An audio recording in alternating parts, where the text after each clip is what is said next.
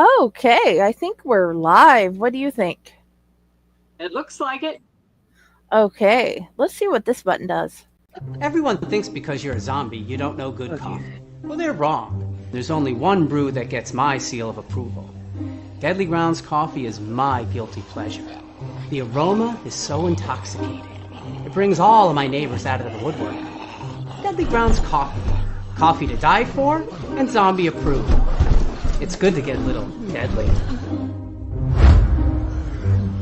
Use the front door! Oh, they're so disgusting.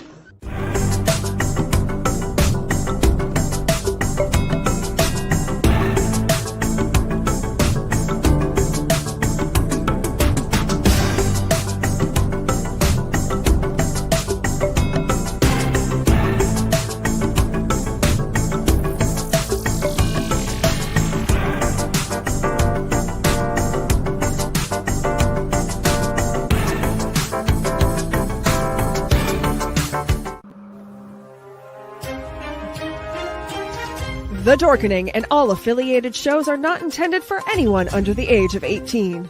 The following may contain discussions or scenes that have adult situations, graphic violence, nudity, strong sexual content, and graphic language. This show is intended for mature audiences only. Viewer discretion is advised.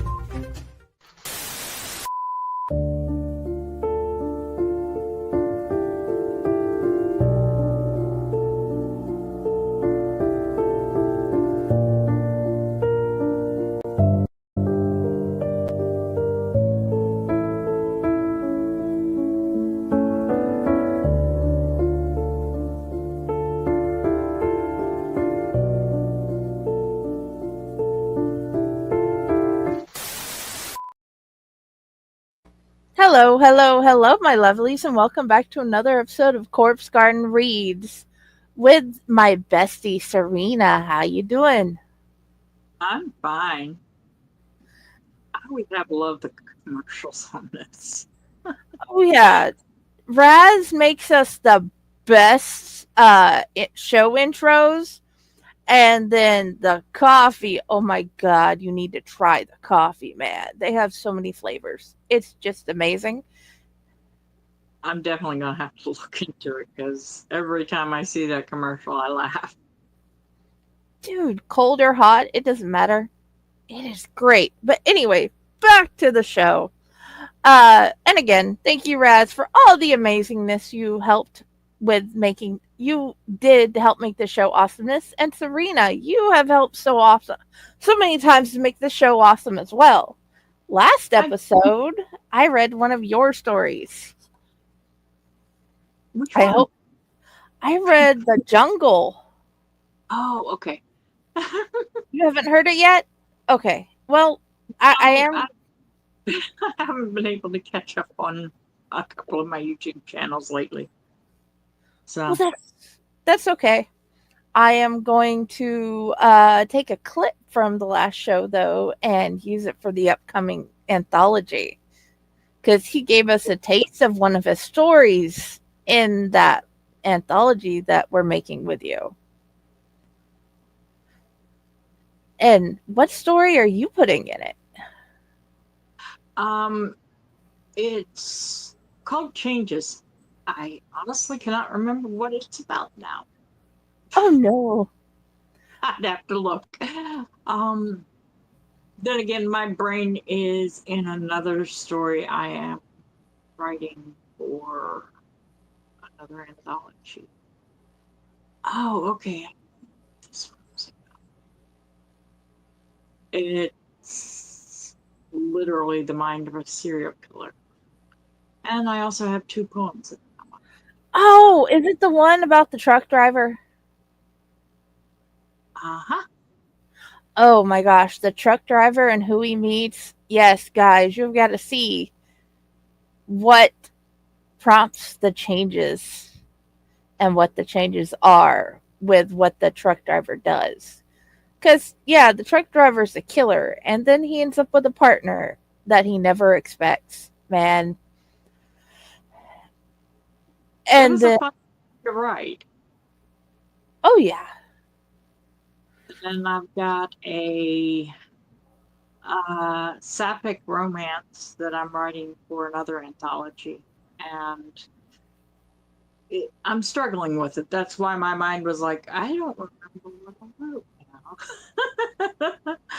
I've got that one going, and that one I've got to get done before September, which doesn't leave me much time. And then I've got one that I'm writing for Fate Core's next anthology after the Halloween one, the spring one that's going to be coming out. Dude, I don't even know what the spring one is. Into the Feywoods. It's fairy tale feasts. So those who are in the Discord tend to be able to find that out ahead. It's already pinned in the call section. But everybody else ain't going to see the call for that until like November. Okay. Because that's the blog.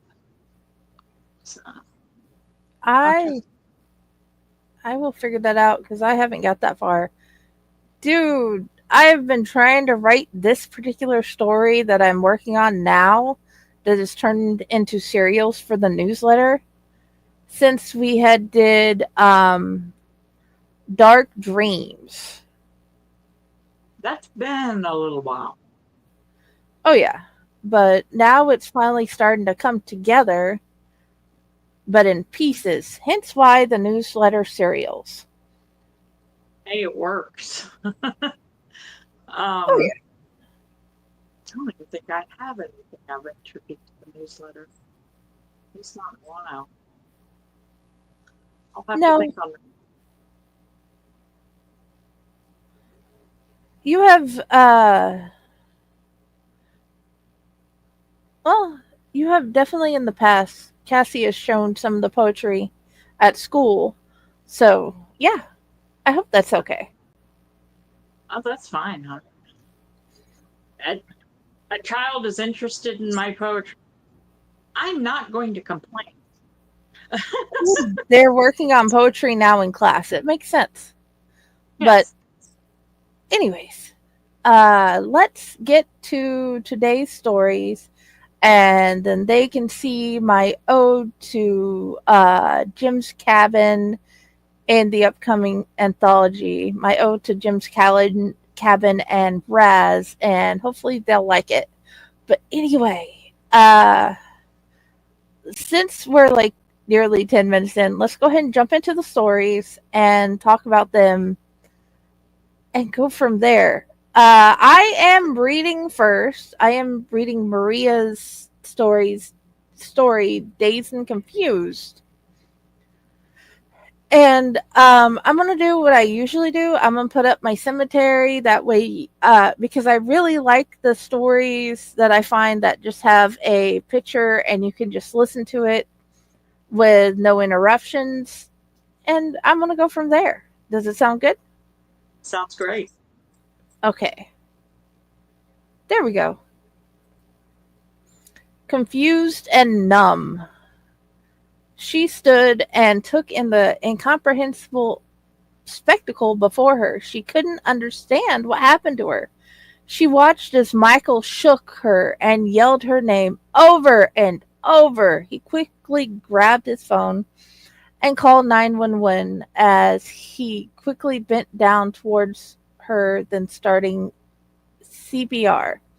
As he mumbled lyrics to stay alive, her body moved. She felt nothing, just confused and numb. Bam, bam, bam. She heard muffled voices as he went to unlock the door and let the paramedics in. For a brief second, she was embarrassed they would see the new nighty lingerie she had got to surprise him. She was going to ask him to be hers forever tonight. She hit the floor and stopped breathing. The paramedic with half her head shades and braids clarified as she and her partners joined Marie's body. She saw how their eyes searched the whole room for something. Eyes were looking at the carpet, the bed, the doorway, and all over.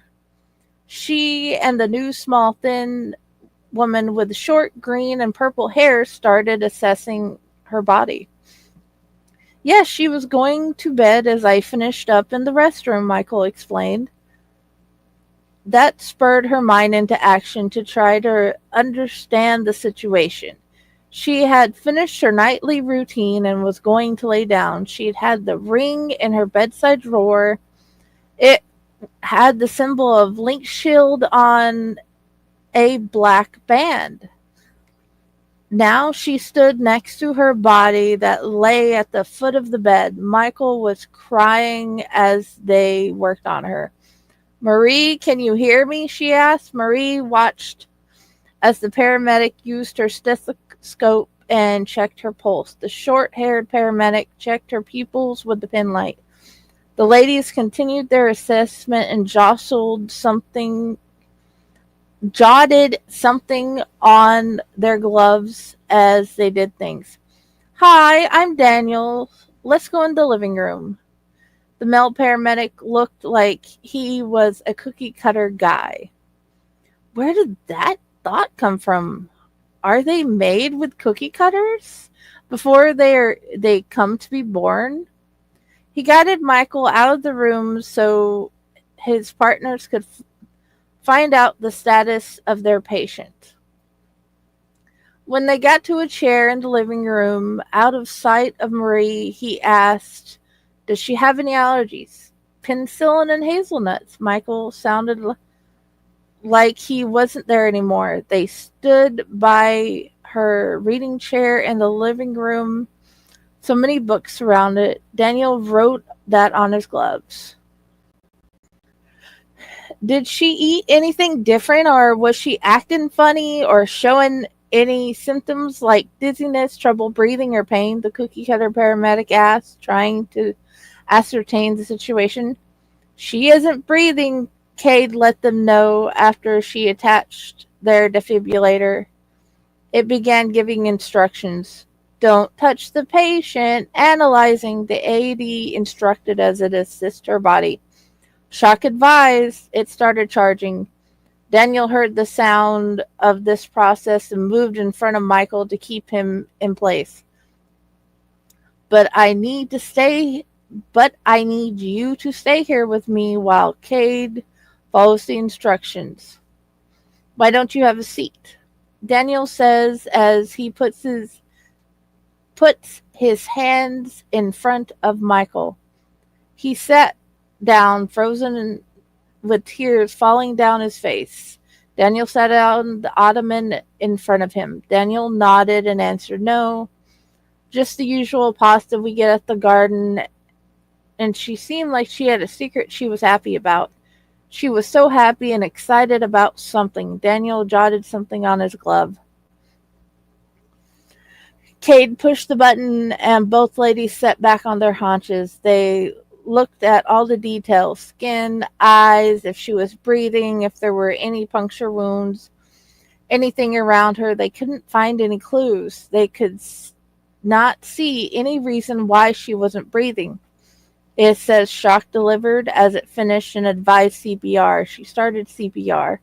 The AD ticked off a rhythm she followed. Marie saw her body moved, but still felt nothing. 2 minutes later, it had her redo the routine. The bigger woman was red in the face as her adrenaline pumped through her veins. I'm calling it. I can't get anything, Cade says. She talked into the radio on her shirt and informed dispatch. The ladies started getting their equipment.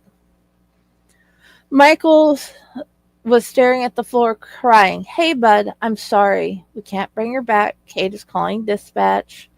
An officer is coming to stay with you until the coroner can take her. Do you have any family to call? Daniel motioned Michael to look at him. I can call my parents, Michael said almost lethargically. Michael got his cell phone and called his parents. Within moments, she saw a flurry of new people, his mom, the police, people in some special office. They took pictures and turned her body this way and that to examine her. All she could do was watch. No one would answer when she asked, "Why? What do I do now? Why do I not know?" No one even acknowledged her presence. They asked Michael the same questions over and over, and neither she or he had the faintest clue what happened or why she wasn't in her body anymore. They seemed to be blaming for something she knew he had no power over. They loaded her body on a stretcher and took her out of the apartment. She could not leave to see what they were doing or where they took her body. Michael was told he could go. So he went back to the bathroom and got dressed. He gathered all his things and left with his mom. She stood there, dead, confused, and alone, wondering what to do next.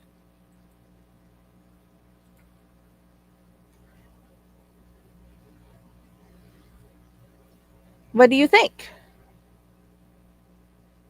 I love it. It has a nice twist to it. That's good. I'm glad you love it. I'm hoping you like the second part. But that you will see later. I will send it over after I finish it. That works. So, you were going to read Rowan, I think you said. From Under the Mists. It was the first story I did for Fake4. It was, well, the first attempt at being Fake4. That is awesome. Let's do the ad break and then you tell us some more and read. Okay. Okay, cool.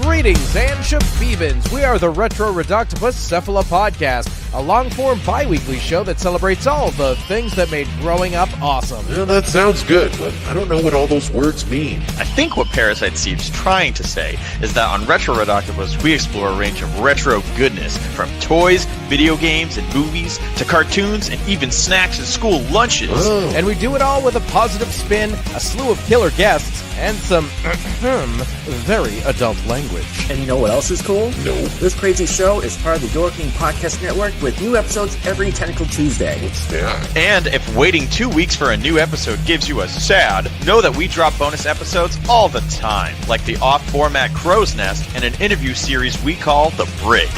You can listen to Retro Push on Apple Podcasts, Spotify, Stitcher, or any app that's cool enough to carry the only show that celebrates all the things that make growing up awesome.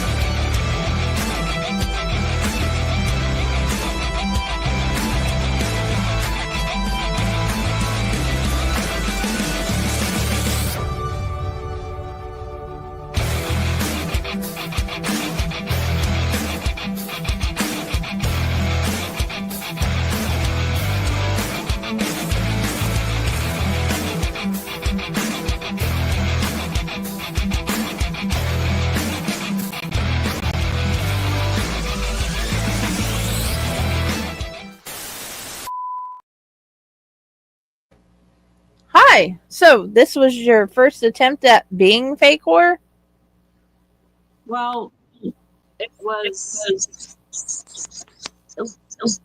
6 of us together, and we all decided to make an anthology out of it.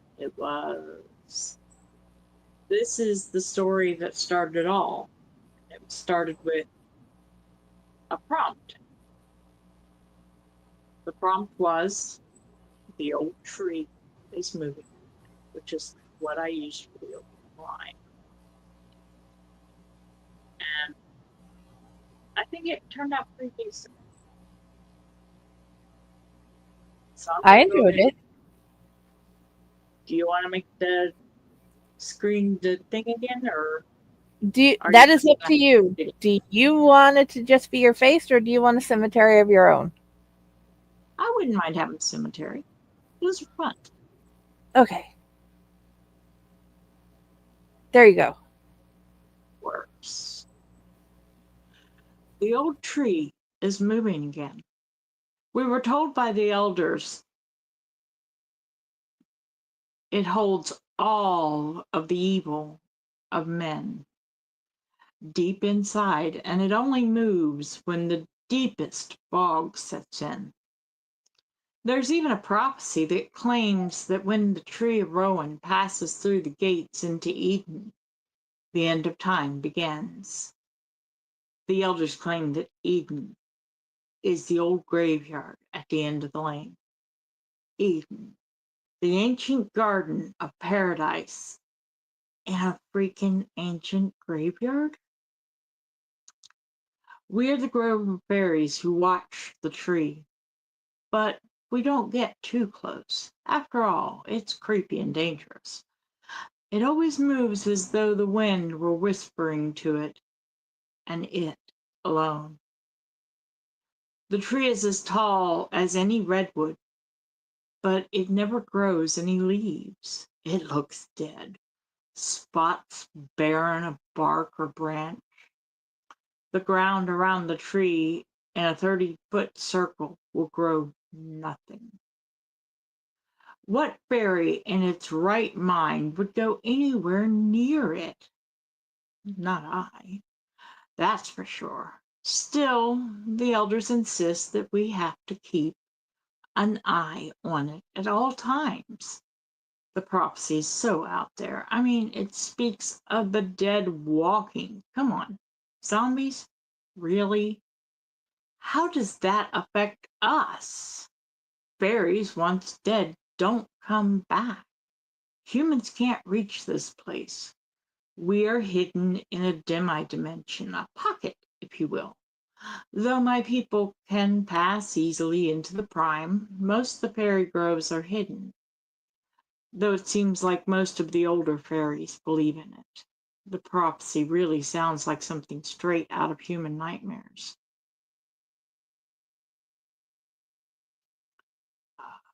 We fairies don't believe in nightmares, though it seems like most of the older fairies believe in prophecy.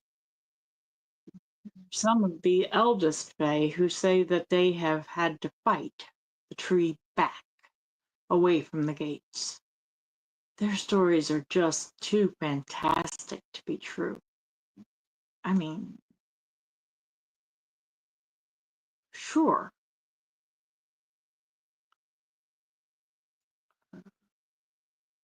they are fun to listen to the nightly fire, but that doesn't make them true. Rowan doesn't like the light. Whoever heard of a tree that didn't like light? My sister and I inherited positions as light keepers. This is not unheard of, as it is passed down our family for over 100 generations. We were supposed to make sure that there is always light shining on Rowan. Our mother and aunt were the light keepers before us.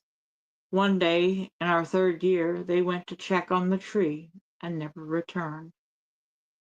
The elders claimed that the fog and their fears took them. Only Lady Bay can keep the light, though I never understood why. I'm not even sure I understand that the term lady fits me. I have never been comfortable with the labels that people have tried to place on me. My twin sister was so easily frightened, she would often cling to me as we went to check on the old tree. The elders would ask us to check it at least once a week, though they really wanted us to do it more often, unless the fog came in. Then we needed to check several times that night. Some of the foggy nights we camped out by the tree. Most of the time I didn't really mind the job. Yeah, the tree was creepy. But to believe it was made of the evil of men? Psh! I got so much better things to think about. I thought that I was fearless. To hear the elders talk, I shirked my duties all of the time. Mistress Kolani, the shaman, often said, Shara, you and Kylia need to take Rowan seriously. There are things at stake beyond your understanding. Please start paying more attention. It isn't that we didn't pay attention, more that it all seemed too made up.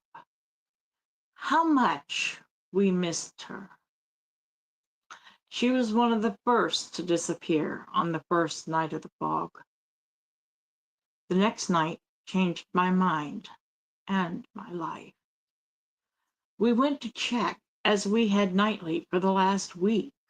The fog hung thickly in the village. Rowan stood at the gate. The whole fact, 3 whole feet from where it was before. We hurried back into the village to sound the alarm.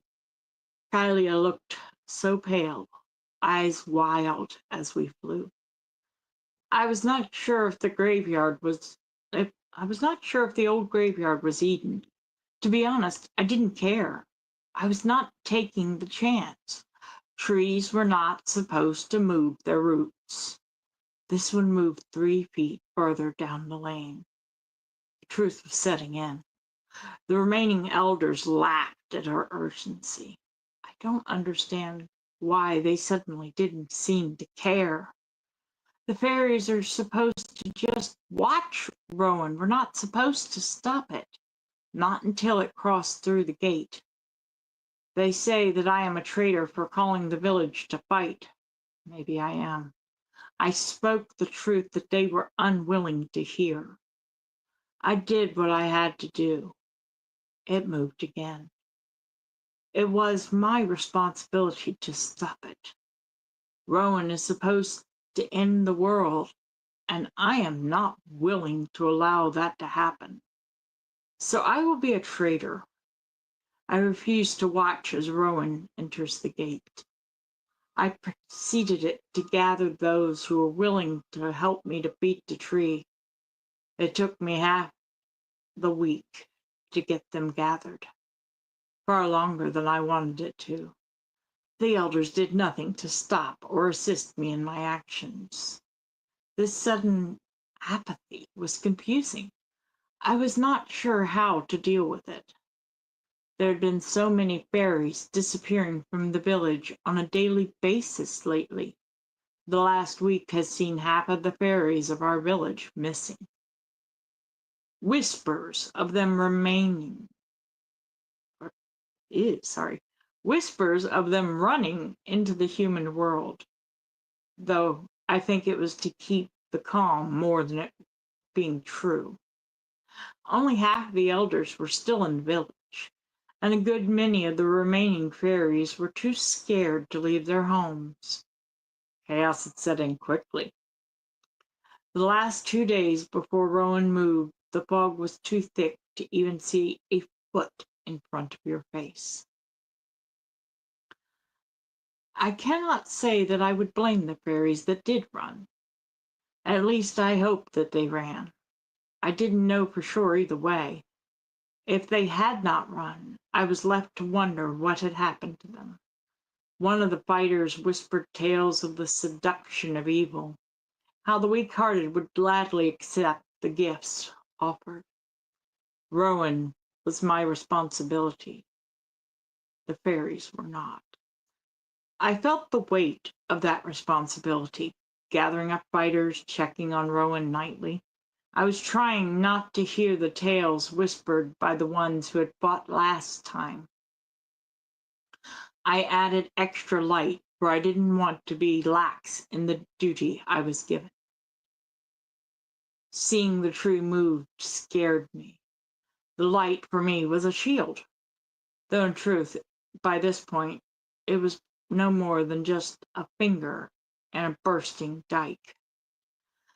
The day before the battle, Kylie had disappeared. I felt frustration and fear that her loss brought. I tried not to think about what it meant. She was always afraid, after all. She ran. She had to have. The alternative was just too hard for me to accept. For the fight, I put her out of my mind. Each day more were gone. By the time we were ready to fight, the fighters were all that remained in the village. 10 total fairies to face the danger ahead. Not a fairy one brought up the fact that was carved deeply on every face there. We were the warriors for the light. We would fight Rowan back from the gates this very night. The non-fighters were all gone. We were armed not with swords, whips, or mace. Instead, we carried torches and magical light. One of the strongest of us carried a flaming axe.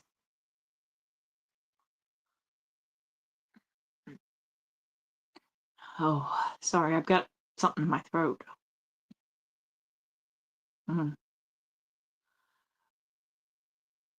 Let's see. I don't know if Rowan could be cut down, or what the consequences would be if we even managed such.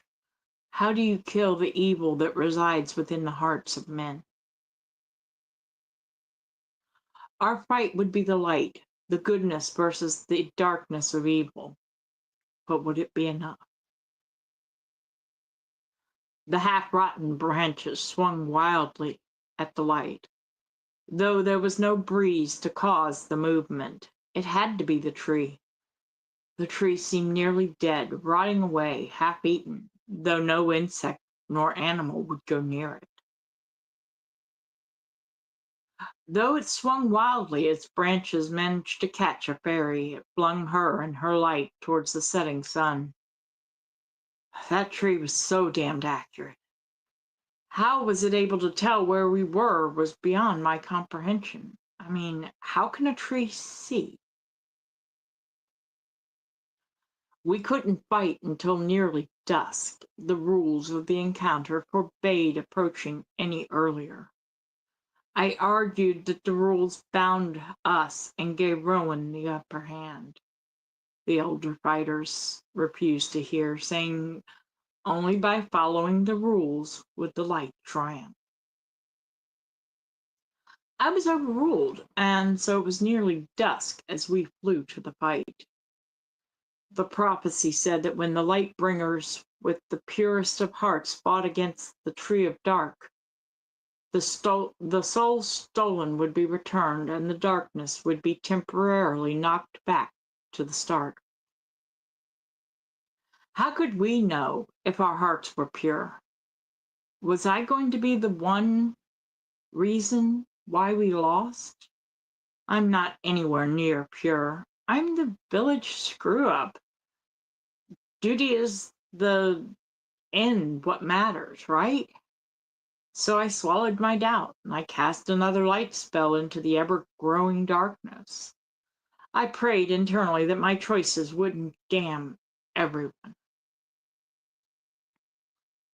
The fairy with the flaming axe swung at the base of the tree. He missed, something that he had never done up till then. The axe passed through Rowan as though it was not even there. The tree dropped off 2 branches and 3 others blackened. Not from the axe, I think it was from my light. Realization is painful sometimes. This fight was not for all of my fairies. It was for me and Rowan and us alone.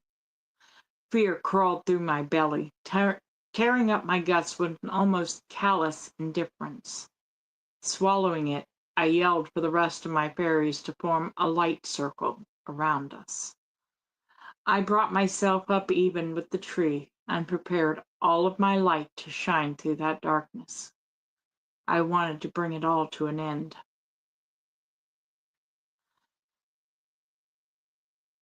The spell went off with a blinding flash, knocking me back. I landed out of the circle, taking my axe fay backwards with me. By the time I awoke, I was alone. Rowan was restored to its original place.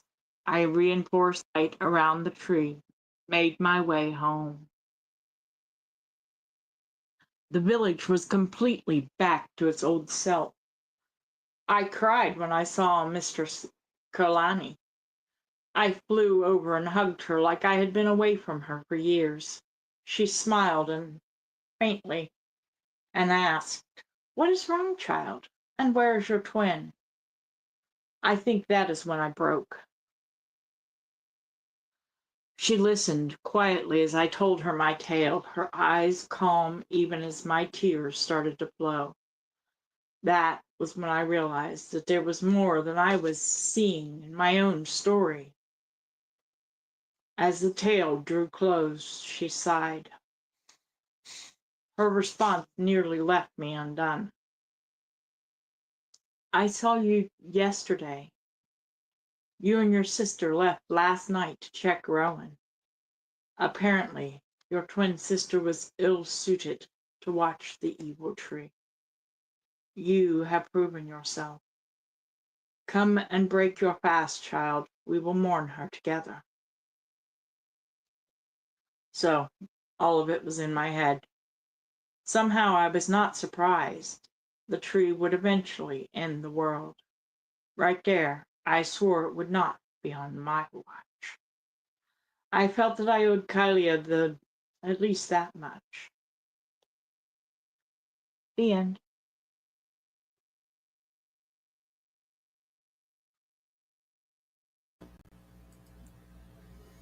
I love that story. I think I did good with it, so. Oh, yeah. That was definitely. I definitely like it better when you read it because I've read it 2 or 3 times, and I think I enjoyed it more this time, hearing it read to me. That doesn't surprise me. I need to figure out what I'm going to do about eventually getting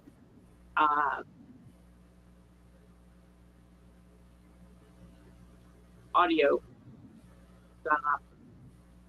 The problem is the person that I've been counting on to do that has been having a rough time. So I don't know what I'm going to do on that. I don't either. Not at this point.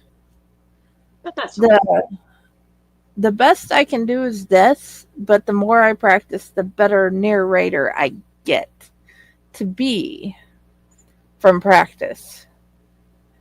Well, I've got the entire setup, but the problem is the walls are so thin in this house, and my neighbors are jerks. Oh, yeah. So I end up with a lot of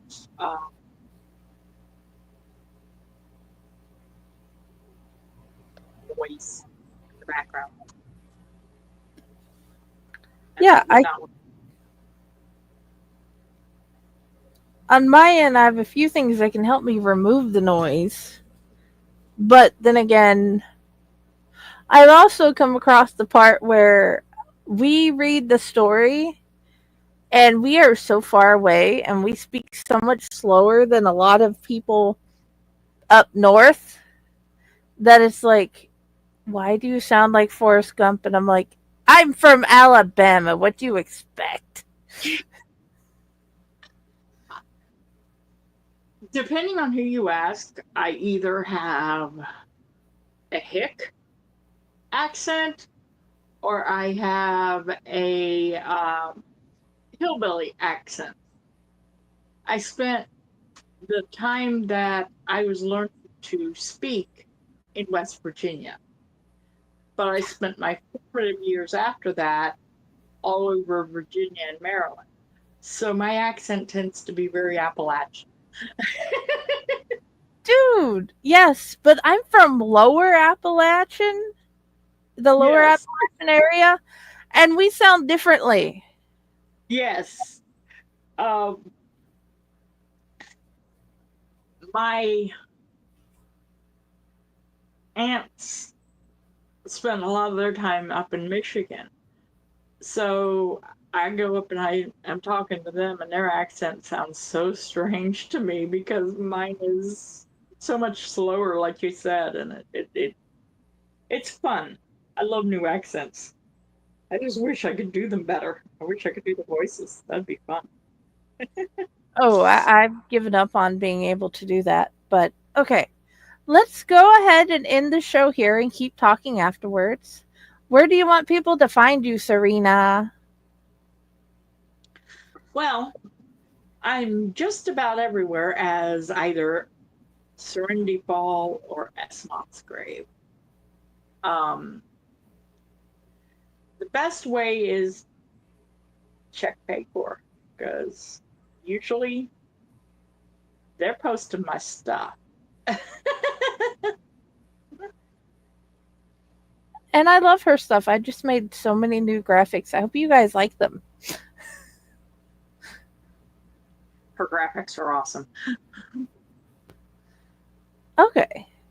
Thank you so much. And I'm here at Owlite, at Faycor, at Friday with the Library in the Blue Box. I'm pretending to be like 9 other authors and artists on social media. You can find me in so many different places. But anyways, thank you all for being here. I hope you guys enjoyed the stories. And I hope to see you next time. Have a good night.